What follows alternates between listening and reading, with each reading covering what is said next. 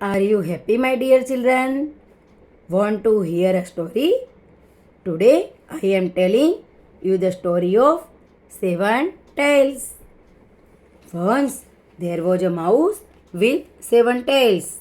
His friends teased him, the mouse with seven tails. Ha ha ha! The mouse with seven tails. Ha ha ha!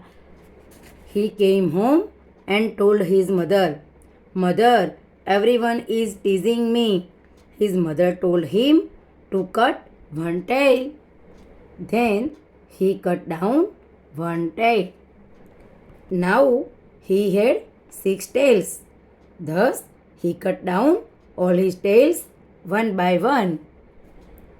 He went to the school. His friends teased him, the mouse with no tail. Ha ha ha! The mouse with no tail. Ha ha ha! The mouse sat down sadly.